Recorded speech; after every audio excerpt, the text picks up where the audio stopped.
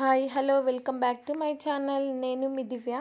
చాలా రోజులైంది కదా లాంగ్ వీడియోస్ పెట్టాక. అంటే రెగ్యులర్ వ్లాగ్స్ ఏం చేయట్లే, జస్ట్ అక్కడక్కడ చూపిస్తున్నా అంతే.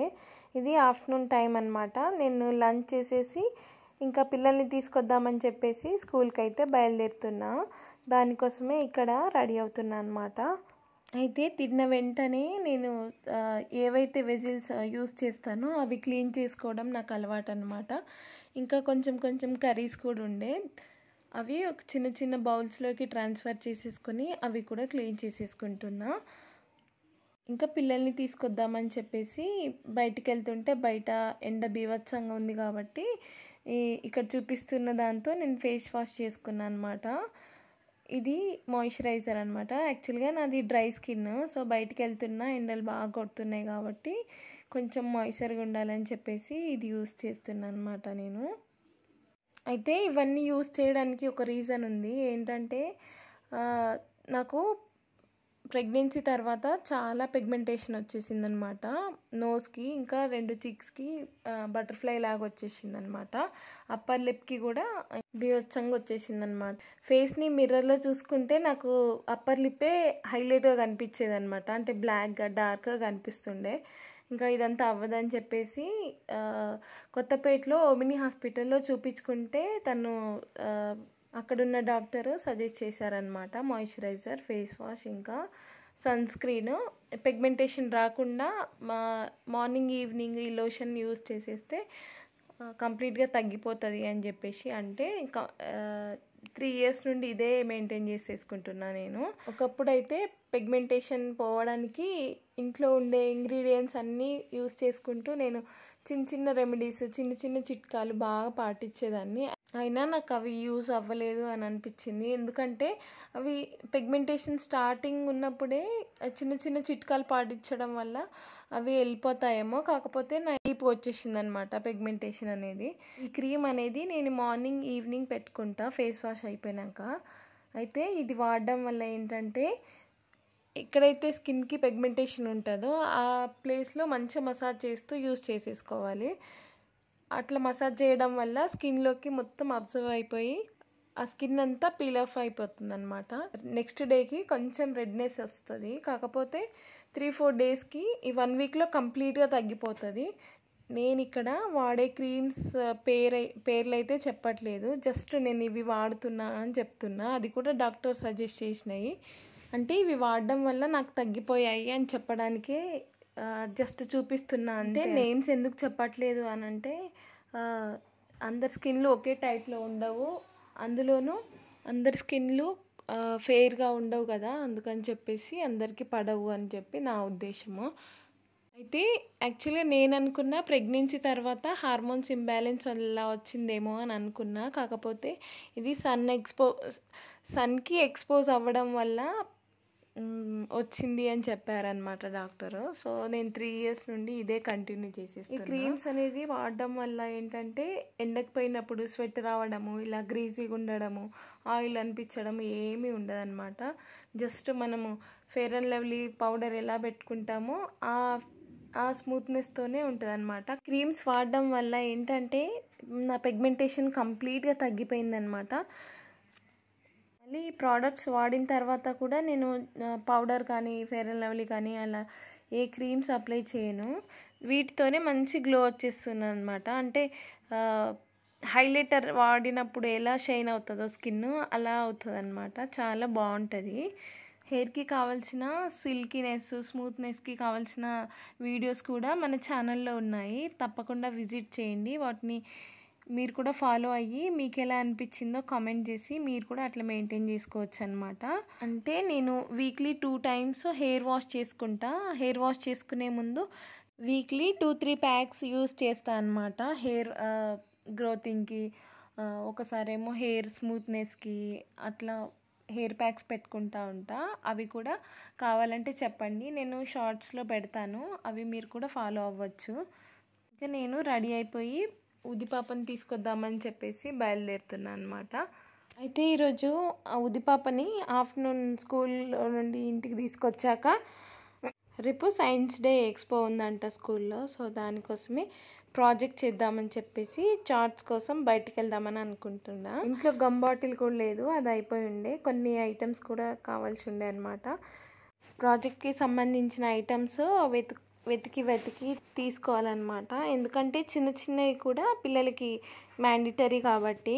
అయితే ఈరోజు పిల్లలకి సివిల్ డ్రెస్ అనమాట. తినబెట్టి డ్రెస్ చేంజ్ చేయించాను అనమాట. ఇంకా ఆఫ్టర్నూన్ ఉదిపాపని పడుకోబెట్టి హన్నను కూడా తీసుకొని వచ్చా. తనకి నేను చేసిన ప్రాజెక్ట్ చూపిస్తున్నా అనమాట. ఉది ప్రాజెక్ట్ ఏంటంటే healthy food and unhealthy food అనమాట. ఇంకా ఉదిపాప పడుకుంది. ఇక్కడ ఇంట్లో ఒక డ్రాగన్ ఫ్రూట్ ఉండే, అది స్నాక్స్ లాగా పిల్లలకి ఇచ్చేస్తున్నా. సోను అయితే తినేస్తున్నాడు. డ్రాగన్ తిన్న వెంటనే బ్రెడ్ తింటా అని చెప్పాడనమాట. బ్రెడ్ ఇంట్లో అయిపోయింది. వాడిని తీసుకురమ్మని చెప్పేసి డబ్బులు ఇచ్చి కిందికి పంపించా. వాడు తీసుకొని వచ్చాడనమాట. ఫస్ట్ టైం బయట షాప్కి వెళ్ళి బ్రెడ్ నా కోసం తీసుకొని వచ్చాడు. ఈవినింగ్ వాటర్ బాటిల్స్ అన్నీ క్లీన్ చేసేసుకొని పిల్లల బాక్సెస్ అయితే ఇలా టబ్లో వేసి పెడతానమాట. నెక్స్ట్ డేకి హెల్పర్ వస్తుంది కాబట్టి. ఇంటి ముందు కుంకుడుకాయలు అమ్మడానికి వచ్చిండే అనమాట. 200కి 2 kgs ఇచ్చారు. 2 kgs వరకు తీసుకున్నా. ఇవే నేను పిల్లలకి హాలిడే ఉన్నప్పుడు షాంపూ కాకుండా ఇలా కుంకుడుకాయ రసం వాడతా అనమాట. ఇప్పుడున్న సిచ్యువేషన్స్కి కొన్ని పాతకాలం పద్ధతులు పాటిస్తేనే ఇప్పుడున్న పిల్లలు హెల్దీగా ఉంటారని చెప్పేసి అప్పుడప్పుడు కొన్ని పాటిస్తూ ఉంటా. తర్వాత నేను ఇక్కడ మా హెల్పరు మార్నింగే వచ్చి అవన్నీ క్లీన్ చేసి వెళ్తుంది కదా, ఆరడానికి ఎండకు బయట పెడతా అనమాట. ఈ అంట్లన్నీ సర్దేసుకొని ఈవినింగ్ డిన్నర్కి కావాల్సినవన్నీ రెడీ చేసి పెట్టేసుకుంటా. ఏమైనా వెజ్జెస్ ఉంటే కట్ చేసుకోవడము, లేకపోతే బియ్యం నానబెట్టుకోవడము.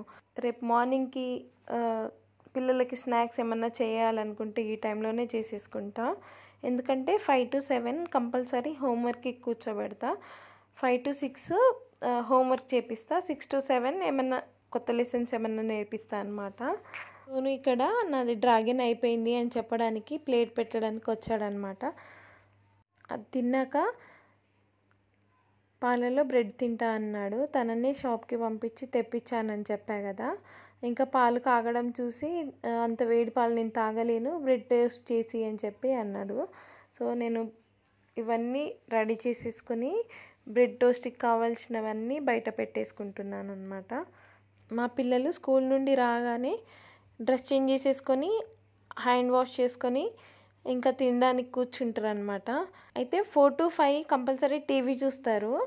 4:30కి నేను టీవీ ఎక్కడ ఆపేస్తానో అని చెప్పేసి కొన్నిసార్లు కడుపు నిండినా సరే ఇంకేదో కావాలి అని చెప్పి కొన్నిసార్లు బాగా సతాయిస్తున్నారు.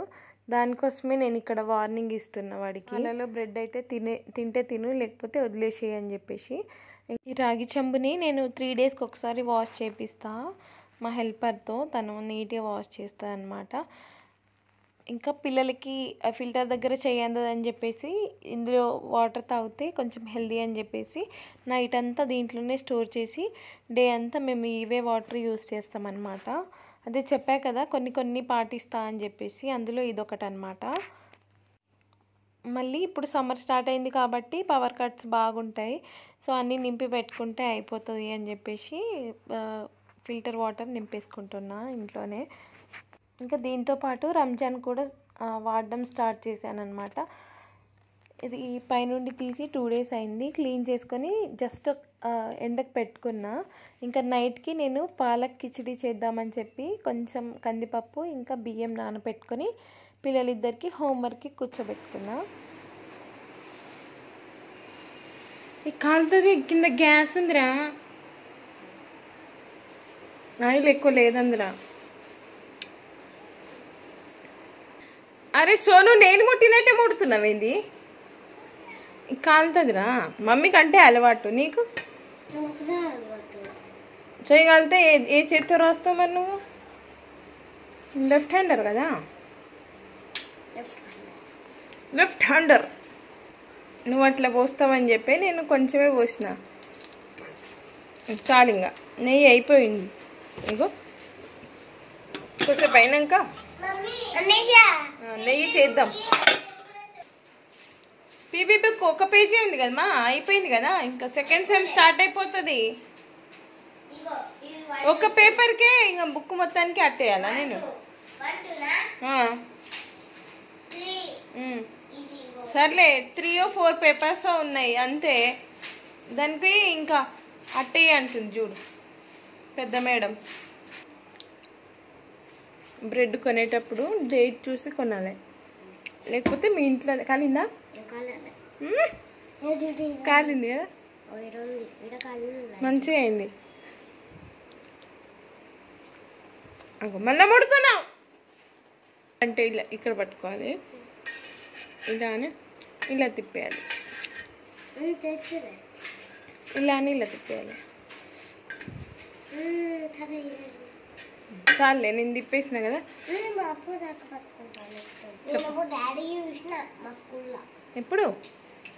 అప్పుడు రోజు హారాన్ని కొడతా పే పే పని. నేను రోజు చూడను, ఈరోజు చూసిన. అవునా? అది డాడీ హారని అని నీకెలా తెలుసు? రోజు కొడతానే ఉంటాడు. పిచ్చిలో చూద్దాం అంటే డాడీ. ఎట్లా చూసినావు? విండోలోకి వెళ్ళి చూసినావా? కనిపించిందా? కనిపించింది. పిలిచినావా డాడీని? పిలవద్దు. ఏం చేస్తున్నావు ఉది? నీళ్ళు పడుతున్నా. నీళ్ళ పడుతున్నావు. నీకు ఇప్పుడు ఏం కావాలి?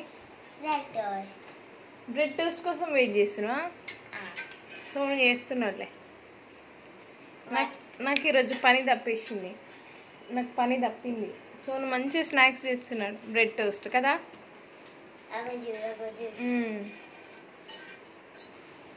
తాగుతున్నావా? మరి ఎందుకు యాక్టింగ్ చేస్తున్నావు? నిజం తాగుతున్నావా? అదేంటి పెరుగా పాలా? తాగు, కట్ చేసి తాగమ్మా, నోట్లో పెట్టుడు కాదు.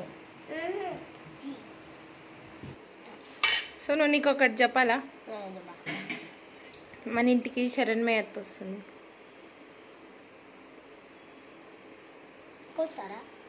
ఏంటి? ఫ్లైట్కే వస్తారు. ఫ్లైట్లో దిగించి మళ్ళీ ఎట్లా వస్తాడు? ఫ్లైట్లో నుండి దిగినాక క్యాబ్ పట్టుకొని వస్తారు. ఆటోనా కారా?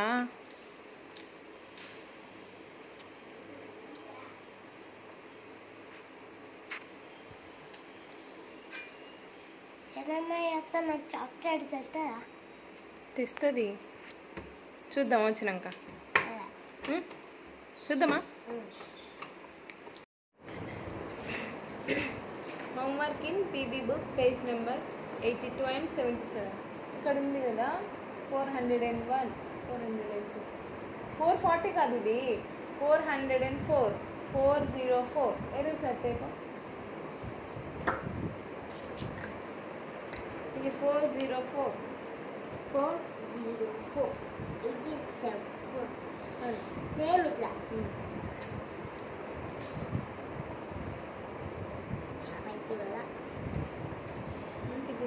404 ఫాస్ట్ ఎక్కాలి. ఇంకా 88 ఉంది పేజ్ నెంబర్. ఉది అయిపోయిందా? నిద్రపోతున్నావా ఉది? ఫస్ట్ రాయదా ఇది? ఏవి క్వశ్చన్స్? ఇదిదా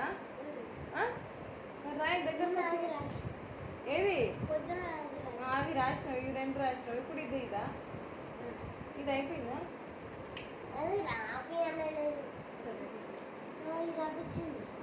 సరే ఇది దగ్గరకు వచ్చినాయి.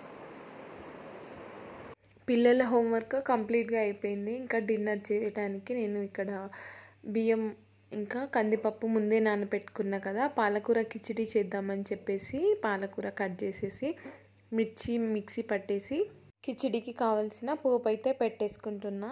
ఈ కిచిడిలో మిర్చి కానీ లేకపోతే జీలకర్ర అవన్నీ కనిపిస్తే పిల్లలు ఎక్కువ తినడానికి ఇష్టపడరు. అందుకని నేను మిక్సీ పట్టి పోపులో వేసేస్తాను అనమాట. టేస్ట్ కూడా చాలా బాగుంటుంది. నేను ఆల్రెడీ మన యూట్యూబ్ ఛానల్లో ఇది సపరేట్ వీడియో షార్ట్ పెట్టాను అనమాట, వెళ్ళి చెక్ చేయండి. వేడివేడిగా కొంచెం ఏదన్నా మిరం వేసుకొని తింటే చాలా చాలా బాగుంటుంది అనమాట. ఇంకా పిల్లలిద్దరికి డిన్నర్ చేపించి ఇంకా మా సార్ వచ్చే వరకు వెయిట్ చేసేసి మేమిద్దరం కూడా తినేసామన్నమాట. ఇంకా డిన్నర్ అయిపోయాక కొన్ని ఫోల్డ్ చేయాల్సిన బట్టలు ఉండే పిల్లలకి రేపు మార్నింగ్కి కావాల్సిన యూనిఫామ్స్ అన్నీ సపరేట్ చేసి పెడతా, ఎందుకంటే పొద్దున్న కొంచెం హడావిడి ఉంటుంది కాబట్టి. ఇలా సపరేట్ చేసి పెట్టడం వల్ల వాళ్ళు వేసుకోవడానికి స్కోప్ ఎక్కువ ఉంటుంది అన్నమాట. ఇంకా పడుకునే ముందు నేను చేసిన ప్రాజెక్ట్లో కొన్ని కరెక్షన్స్ ఉండే, అది కూడా నేను డ్రెస్ చేంజ్ చేసేసుకొని ఉదికి లైట్గా జలుబు అవుతుండే అనమాట. తనకి నెబ్లేజర్ పెట్టేసి ఈ ప్రాజెక్ట్లో చిన్న కరెక్షన్స్ ఉండే, అవి కరెక్షన్ చేసేసుకొని ఇంకా ఉది పేరు రాసేసి నేనైతే ఇద్దరిని పడుకోబెట్టేస్తున్నా అనమాట. అయితే ఉదిపాప ప్రాజెక్ట్ ఏంటంటే healthy food and junk food. అయితే నా ఐడియా ఏంటంటే ఈ షీట్ చూడగానే, మన ప్రాజెక్ట్ చూడగానే చూసిన ప్రతి ఒక్కరికి ఈజీగా అర్థం అవ్వాలి అని చెప్పేసి నేను ఇట్లా చేశానన్నమాట. చాలా బాగా వచ్చిందనమాట. ఇది మార్నింగ్ నుండి కష్టపడితే కానీ ఇది అవ్వలేదు. చూసి చెప్పడం అయ్యో ఇదేనా అని అనిపిస్తుంది, కానీ చేసే వాళ్ళకే అర్థమైపోతుంది అన్నమాట. అయితే హెల్దీ ఫుడ్లో ఫ్రూట్స్ ఇంకా వెజిటేబుల్స్ కొన్ని కొటేషన్స్ అట్లా రాసిచ్చానమాట. ఇంకా హెల్దీ ఫుడ్ అని చెప్పేసి కొన్ని వెజిటేబుల్స్ అండ్ ఫ్రూట్స్తో ఇలా డయాగ్రామ్ వేశాను. జంక్ ఫుడ్ అని చెప్పేసి జంక్ ఫుడ్తో ఇలా డేంజర్గా వేసాను అనమాట. ఇంకా జంక్ ఫుడ్లో కొన్ని బన్స్, ఐస్ క్రీమ్స్, చాక్లెట్స్, దీంతో ఒక థంబ్నెయిల్ డౌన్కి డ్రా చేశాను అనమాట. ఫైనల్గా నా ప్రాజెక్ట్ అయితే ఇలా ఉంది.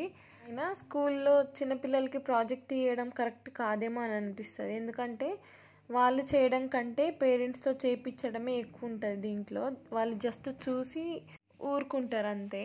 మేము పడుకునేసరికి 10 to 11 అయిపోయిందనమాట. పిల్లలిద్దరిని పడుకోబెట్టేసి ఇంకా నేను కూడా పడుకోవడానికి వెళ్ళిపోతున్నా.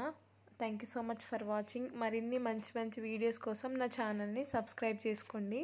మీ లవ్ అండ్ సపోర్ట్తో నన్ను కొంచెం ముందుకి తీసుకెళ్ళాలని చెప్పేసి చిన్న ఆశ అనమాట. Thank you so much for watching. Bye bye.